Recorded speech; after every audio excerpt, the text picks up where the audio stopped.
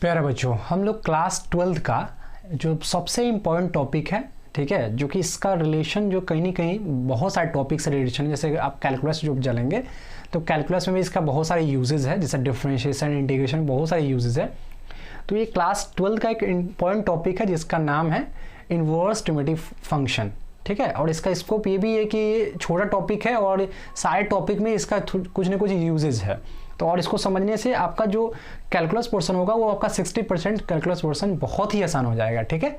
तो इसको हम लोग समझते हैं कि इसमें होता क्या है। जैसे कि टॉपिक है मेरे पास inverse trigonometry function, inverse trigonometry function, ठीक है। टॉपिक है मेरे पास इन्वर्स ट्रिग्नोमेट्री फंक्शन। इसको शॉर्ट में हम लोग ITF बोलेंगे। आज से इसको शॉर्ट में बोलेंगे ITF, इन्वर्स ट्रिग्नोमेट्री फंक्शन। इसमें सबसे बेसिक कॉन्सेप्ट ये है कि इसको अंडरस्टैंडिंग करना है, समझना है कि इसमें है क्या। देखिए, इसमें बहुत सारा बातें होती है, क्योंकि हम फंक्शन के बारे में स्टडी करते हैं तो फंक्शन का मैं क्लास का बेसिक क्लास का कॉन्सेप्ट बता चुका हूँ, तो आप लेक्चर जाके देख सकते हैं उसमें। अब इसमें फंक्शन बहुत बड़ा टॉपिक होता है उसको समझने के लिए। तो अभी हम लोग को हालांकि इसमें PhD तो करना ही नहीं, बस पहले हमको इंटरेस्ट लाना है। इंटरेस्ट कैसे आएगा तो थोड़ा सा बहुत इसके बारे में उसको जानेंगे। जब इंटरेस्ट आएगा तो फिर तो अपने आप इसको हमको सीखने को मन करेगा। कहने का मतलब क्या है कि अगर कोई छोटा बच्चा है तो क्या होगा, उसको सब चीज़ एक ही अचानक थोड़ी ना प्रेशर दिया जा सकता है। पहले इसको इंटरेस्ट आना चाहिए, ठीक है। बच्चे को पहले इंटरेस्ट आना चाहिए। तो इंटरेस्ट आने के लिए पहले इसमें समझते हैं कि इसमें टाइप ऑफ क्वेश्चन क्या होता है। क्योंकि आपको कोई भी एग्जाम में ये नहीं पूछा जाता है कि भाई कहाँ से आया। हमको अभी PhD तो करना ही नहीं है, बस हमको ये देखना है कि इसमें किस किस टाइप के प्रॉब्लम आएंगे और कौन सा प्रॉब्लम को किस फॉर्मूला के अकॉर्डिंग हम लोग सॉल्व करेंगे और कैसे इस क्वेश्चन को समझ सकते हैं, हमसे पूछा क्या जा रहा है, ठीक है। बस हम लोग को इस पर ही बात करना है, ठीक है। चलिए, तो अभी इसमें सबसे पहली बात है कि इन्वर्स, एक वर्ड आया इन्वर्स, चूंकि हम लोग रेसिप्रोकल देखे थे, ठीक है। एक वर्ड आया इन्वर्स। कहने का मतलब क्या, इन्वर्स कहने का सेंस क्या है। हम लोग प्रीवियस क्लास में देखे थे कि हम लोग जानते हैं कि साइन, छोटा सा साइन 30 डिग्री का वैल्यू जो होता है 1/2 होता है। साइन 30 डिग्री का वैल्यू कितना होता है 1/2। मतलब यहाँ पे 30 डिग्री जो है क्या है, यहाँ पे एंगल है, और 1/2 क्या है, यहाँ पे वैल्यू है।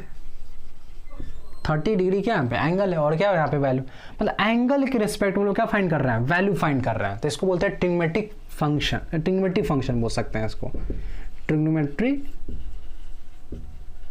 फंक्शन बोलेंगे। ट्रिग्नोमेट्री फंक्शन कब बोलेंगे, जब एंगल के रिस्पेक्ट में वैल्यू फाइंड करते हैं, ठीक है। एंगल के रिस्पेक्ट में वैल्यू फाइंड करते हैं।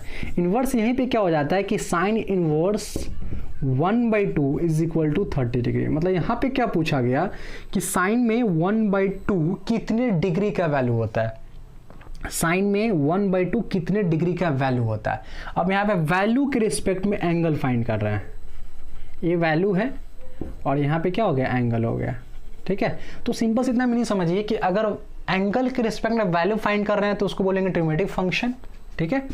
और वैल्यू के रिस्पेक्ट में अगर एंगल फाइंड करें उसको बोलते हैं inverse trigonometric function, inverse trigonometry function. बस कहने का तरीका अलग है, ठीक है।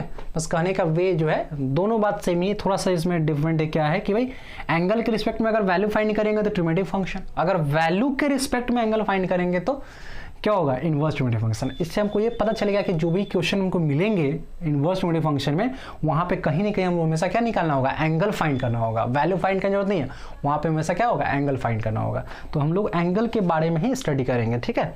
तो अभी इतना भी नहीं समझ में आया कि इन्वर्स ट्रिग्नोमेट्रिक फंक्शन का मतलब क्या होगा। तो एंगल के रिस्पेक्ट में वैल्यू फाइंड करना क्या होगा, ट्रिग्नोमेट्रिक फंक्शन। लेकिन अगर वैल्यू के रिस्पेक्ट में एंगल फाइंड कर रहे हैं तो क्या हो गया, इन्वर्स ट्रिग्नोमेट्रिक फंक्शन, ठीक है। अब इसमें कुछ बेसिक कॉन्सेप्ट समझते हैं। वो क्या है,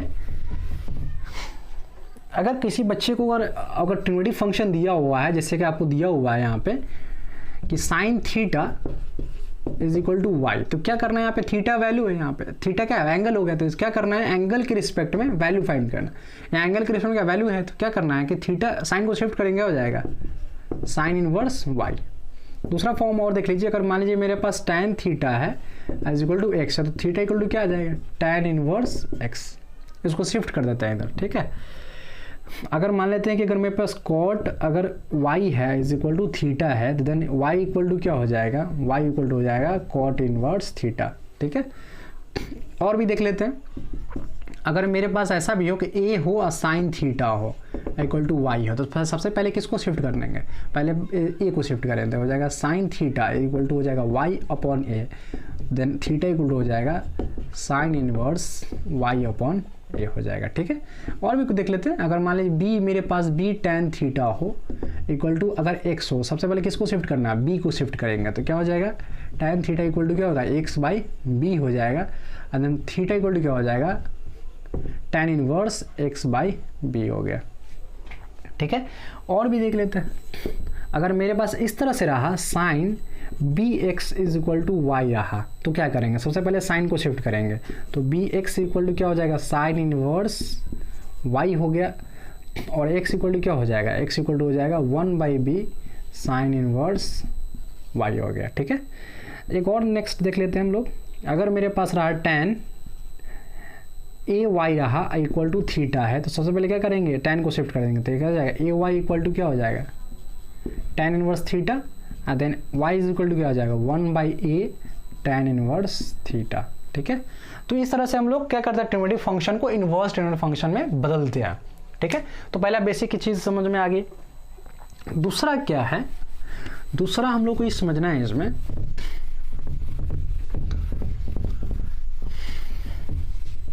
जैसा कि हम लोग जानते हैं कि जितने भी ट्रिग्नोमेट्रिक फंक्शन होते हैं, ट्रिग्नोमेट्रिक फंक्शन जो होते हैं वो सब पीरियोडिक फंक्शन होते हैं। जैसे y इक्वल टू अगर मेरे पास साइन एक्स दिया हुआ है, ठीक है, तो y equal to sine x दिया हुआ, तो x का वैल्यू जो होता है ना, यहाँ पे x का वैल्यू जो होगा, और जैसा कि हम लोग जानते हैं कि साइन एक्स का जो ग्राफ होता है वो इस लाइक इस तरह से होता है। साइन एक्स का ग्राफ जो हम देख पड़े हैं, है ना, साइन एक्स का ग्राफ जो इस देखे हैं, सॉरी ये साइन एक्स का नहीं हुआ,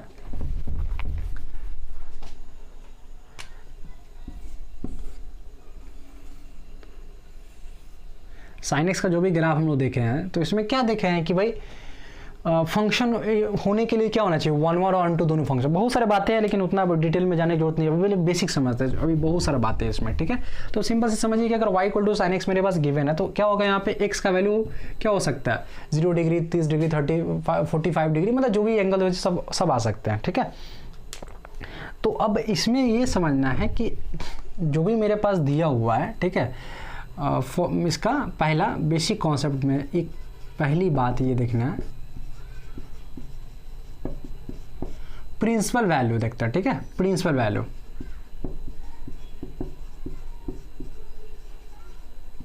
तो प्रिंसिपल वैल्यू क्या होता है कि जो मेरे पास दिया हुआ प्रिंसिपल वैल्यू कि sine inverse x cos sine inverse tan inverse x, and third है साइन टैन हो गया कॉसेक इनवर्स एक्स। जो तीन है मेरे पास, ये तीनों का जो प्रिंसिपल वैल्यू जो है, प्रिंसिपल वैल्यू कर सकते हैं, वो होता है -π/2 से लेकर π/2। ठीक है, -π/2 से लेकर π/2। अब कॉसेक का जैसे कॉसेक का जो 0 नहीं होता है, एक दो थोड़ा बहुत इधर है, बट हमको अब रैंडम समझ रहा है। ठीक है, अब आगे थोड़ा बहुत इधर उधर है लेकिन उससे मैटर नहीं करता, क्वेश्चन जो मिलेंगे आपको इससे रिलेटेड मिलेंगे। तो प्रिंसिपल वैल्यू दूसरा जिसमें देखना है कि आपके पास एक आ जाएगा cos inverse x, sec inverse x और कॉट इनवर्स एक्स। इसका जो है कहीं ना कहीं इसका प्रिंसिपल ब्रांच 0 to π है, 0 to π है प्रिंसिपल ब्रांच। ठीक है, साइन टैन कॉसेक का -π/2 to π/2। और क्या अब बहुत अच्छे मन में आता है कि सर प्रिंसिपल वैल्यू क्या होता है। वो प्रिंसिपल वैल्यू का मतलब इतना सीधे से समझ लो कि साइन का जो एबिलिटी है, दूसरे भाषा में कह सकते हैं कि औकात जो है वो कितना तक है, -90 से लेकर 90 तक ही जाएगा, उससे ज़्यादा इसका एरिया, मतलब जैसे ना कहता है कि भाई सबका जो एरिया होता है ना, इलाका जिसको बोलते हैं, हालांकि इलाका तो कुत्तों को होता है, लेकिन इसमें कहता है कि साइन इनवर्स का एरिया कहाँ से कहाँ तक होगा, तो -π/2 से π/2, उसके आगे नहीं जाएगा। अगर उसके आगे गलती से भी चला गया तो फिर उसको पकड़ के खींच के लाएंगे। वो कैसे लाएंगे वो आगे क्लास में देखेंगे हम लोग। टैन इनवर्स का भी जो एरिया होता है -π/2 से π/2 तक होता है। कॉसेक इनवर्स इसका जो एरिया बोल सकते हैं -π/2 से लेकर π/2 तक होता है। एरिया मतलब जो जहाँ तक उसका वैल्यू जा सकता है। ठीक है, कॉस इनवर्स एक्स का जो होता है 0 से π तक जाएगा। पाई का मतलब 180 डिग्री होता है, मतलब 0 से 180 डिग्री तक जाएगा। ये -90 से लेकर +90 तक जाएगा। तीनों का 0 से लेकर 180 तक जाएगा। ठीक है, अब प्रिंसिपल वैल्यू समझ गए। ठीक है, याद रख लेना साइन टैन और कॉसेक और कॉट। अब इसमें क्या है कि अब हम लोग समझते हैं कुछ बेसिक कॉन्सेप्ट।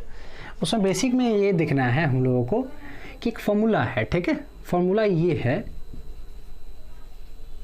बेसिक नंबर 2 है। फॉर्मूला ये है कि भाई लोगों ने कहा कि y equal to sine inverse sine x, result हो जाएगा x, ठीक है। फिर कहा कि भाई कॉस इनवर्स अगर कॉस x रहा तो रिजल्ट हो जाएगा x, tan inverse tan x रहा तो रिजल्ट हो जाएगा x, sec inverse sec x रहा तो रिजल्ट हो जाएगा x, cosec inverse cosec x रहा तो रिजल्ट हो जाएगा x, एंड लास्ट हो जाएगा कॉट इनवर्स कॉट x रहा तो हो जाएगा x। अब एक बात समझ में आया कि सर जो बाहर है वही अगर अंदर ऐसे इन्वर्स है, साइन इनवर्स साइन x, अगर वही अंदर क्या हो जाएगा, रिजल्ट x हो जाएगा। कुछ बच्चे के मन में ऐसा साइन साइन कटेगा, ऐसा कुछ नहीं होता है, ठीक है। वो भी बहुत सारी बातें हैं, लेकिन अभी थोड़ा समझने ऐसा होता है, कैसे होता है अभी जितना हमको इतना इम्पोर्टेंट है कि नहीं है। अभी इम्पोर्टेंट ये है कि कैसे यूजेस करना है इसको, ठीक है। हमको यूज़ पढ़ना है। अभी क्लास 11-12 में क्या होता है, यूजेस कैसे करना है, ये इंपॉर्टेंट है, ठीक है। आपको जो एग्जाम में जो होते हैं कंपटीशन एग्जाम में जो जी होते हैं, हमसे ये पूछा जाता है कि भाई कैसे होता है, ठीक है। चलिए अब यहाँ पे अब कहा एक बच्चा बोला कि सर ऐसा भी तो हो सकता है कि अगर मान लीजिए साइन इनवर्स यहाँ पे दिया हुआ है, अब साइन एक्स आप लिखे हैं, अगर कहीं पे ये साइन अगर बॉक्स लिखा हो तो बाहर क्या आएगा, बॉक्स। डिपेंड ये करना है कि बाहर साइन है तो अंदर साइन ही चाहिए, देन रिजल्ट जो एंगल होगा वो बाहर आ जाएगा, ठीक है। तो बच्चा बोला कि सर अगर ऐसा भी हो सकता है, अगर साइन इनवर्स अगर ऐसा रहा कि साइन अगर 2x रहा, सर बाहर क्या आएगा, तो 2x। अगर साइन इनवर्स है किसी का नाम रख देता साइन इनवर्स, साइन अगर ऐश्वर्या रहेगा तो बाहर क्या आएगा, ऐश्वर्या। अगर साइन इनवर्स साइन अगर यहाँ पे ऐश्वर्या है, ऐश्वर्या एंगल के फॉर्म पे, तो बाहर क्या आएगा, ऐश्वर्या, ठीक है। तो कहने का मतलब है कि ध्यान ही रखना है कि जो बाहर है साइन इनवर्स में तो वही साइन एंगल अंदर में चाहिए, देन रिजल्ट एंगल बाहर आ जाएगा। वो सारे के साथ यही सिचुएशन होगा।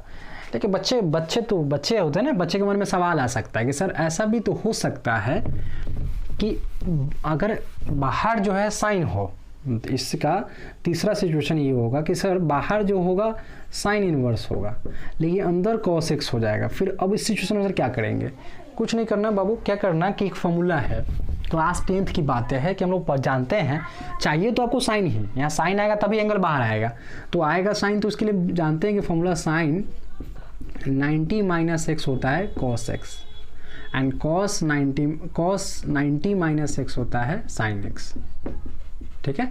तो मेरे पास जो कॉस एक्स है उसको तो क्या बनाना है, किसी न किसी तरह तो साइन चाहिए ना, तो कॉस एक्स के जगह पे क्या लिख सकते हैं साइन के फॉर्म में, तो क्या हो सकता है कि साइन 90 माइनस एक्स, तभी तो आया होगा कॉस एक्स, तो क्या हो जाएगा साइन साइन खत्म हो गया ना, क्या बचा 90 माइनस एक्स। मतलब मेरा जो क्राइटेरिया था फुलफिल होगा कि भाई जो बाहर है वही अंदर चाहिए ना, साइन साइन दोनों, तो क्या हो जाएगा 90 माइनस एक्स। बच्चा खुश हो गया, कहा कि सर अगर tan इनवर्स रहेगा यहाँ अंदर कॉट एक्स आता, रिजल्ट इसका भी 90 माइनस एक्स आएगा। हाँ बिल्कुल 90 माइनस एक्स आएगा, क्योंकि उसको भी बदला जा सकता है। लेकिन बच्चे के मन में फिर सवाल आया कि सर अगर ऐसा भी तो हो सकता है कि ये फार्मूला भी काम न करे, क्योंकि अगर ऐसा भी तो हो सकता है कि अगर मेरे पास साइन इनवर्स रहा है ना और अंदर tan x रहा, तो सर इस सिचुएशन में क्या करेंगे, अगर साइन इनवर्स है और यहाँ पे क्या है tan x है, तो इस सिचुएशन में क्या करेंगे सर। तो कुछ नहीं, क्लास 10th में भी एक पढ़े होंगे हम लोग कि अगर मेरे पास साइन थीटा का वैल्यू गिवन होता था, साइन थीटा का वैल्यू गिवन होता था 3/5, देन tan थीटा कैसे निकालते थे, तो tan थीटा इसको p मानते थे, इसको h मानते थे और b निकाल के यहाँ वैल्यू रख देते थे। सिमिलरली इसी चीज़ को हम लोग यहाँ पे अप्लाई करेंगे, इसके नीचे 1 डालेंगे तो ये मेरे पास p हो गया, क्या हो गया b हो गया, तो p/b h निकालेंगे तो h कैसे निकलता है p का स्क्वायर प्लस b का स्क्वायर, तो b के जो 1 हो जाएगा। अब यहाँ पे क्या करना है, साइन इनवर्स, साइन का क्या होता है, साइन ही लिखना है ना, साइन p/h, तो p का वैल्यू कितना है मेरे पास x और h का वैल्यू कितना है √x² + 1। अब साइन साइन दोनों सेम आ गया, तो रिजल्ट क्या आ गया x/√x² + 1 आ गया। अब इसको बोलते हैं ब्रह्मास्त्र। इस फॉर्म से कोई भी क्वेश्चन नहीं बचेगा, सारे क्वेश्चन इससे डील हो जाएंगे। तो इसको ब्रह्मास्त्र तब यूज़ करेंगे जब कोई फॉर्मूला काम न करे। अगर सेम है तो कोई दिक्कत नहीं है, अगर थोड़ा बहुत डिफरेंट रहेगा तो हम 90 माइनस एक्स वाला फॉर्मूला लगाएंगे, अगर बिल्कुल डिफरेंट है तब ब्रह्मास्त्र यूज करेंगे। हम बोलते हैं इसको ब्रह्मास्त्र, हालांकि इसका कोई किताब में कोई जिक्र नहीं है, ब्रह्मास्त्र बोलते हैं। इसलिए ब्रह्मास्त्र बोलते हैं कि भाई इस कॉन्सेप्ट से फिर ये इक्वल आ ही जाएगा 100% है इसमें, ठीक है। तो ये बेसिक कॉन्सेप्ट था, इसका अगले क्लास हम लोग अगले क्लास में करेंगे, ठीक है। इसका जो आगे कॉन्सेप्ट होगा अगली क्लास में करेंगे।